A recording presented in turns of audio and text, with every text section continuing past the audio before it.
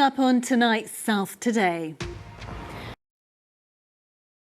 It comes a week after South Today revealed how Ruth Perry took her own life while waiting for an Ofsted report to be published. Also tonight.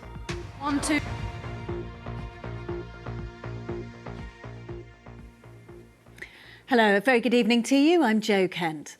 There have been renewed calls for reform to the school's inspection service, Ofsted. Pressure has been mounting since we first shared the story of Caversham head teacher Ruth Perry, who took her own life while waiting for an Ofsted report to be published. Her family have blamed her death on the intolerable pressure of the inspection. Today, that campaign for change arrived in London, where teachers and head teachers handed a petition to the government calling for Ofsted to be replaced. Jo Campbell reports. Well, meanwhile, another childcare setting has been in touch with us to say they tried to defer an Ofsted inspection because the manager is on compassionate leave. The owner of Little Wisp Hilltops in Eastleigh says she appealed to inspectors for a delay but was refused. She said that resulted in all her staff not wanting to work because they feared the inspection without their leader being there. James Ingham has the story. Preschool owner Kim Salis sending that report. The Hampshire Hospitals NHS Trust has been criticised over the care of a woman who died in childbirth. Lucy Howell died at the Royal Hampshire County Hospital in Winchester of a uterine rupture and a cardiac arrest.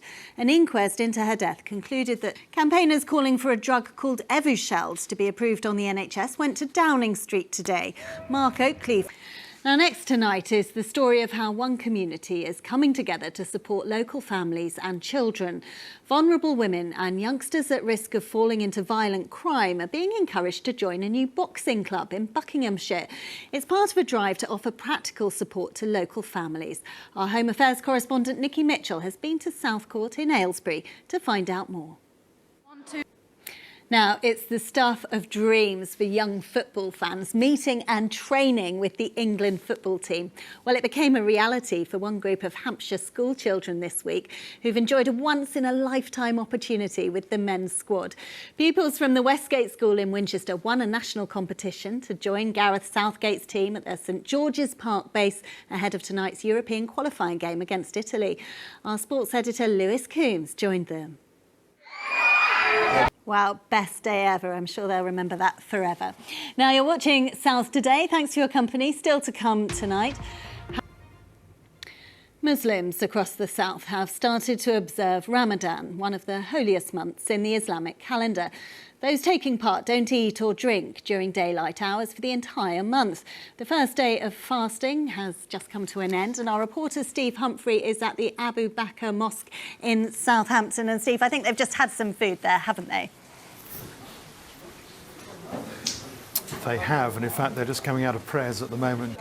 More than 1,000 Easter eggs have been delivered to local children in Portsmouth who otherwise might not have received one.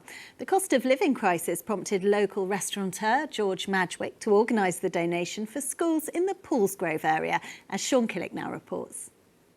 In a restaurant, it's not. Great job, George.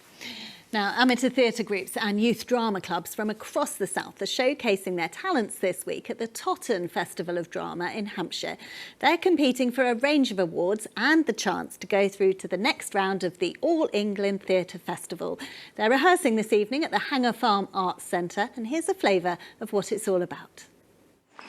Right, time for a look at our weather forecast now, and it's David Brain. Thank you, Jo. Have a nice evening. Bye for now.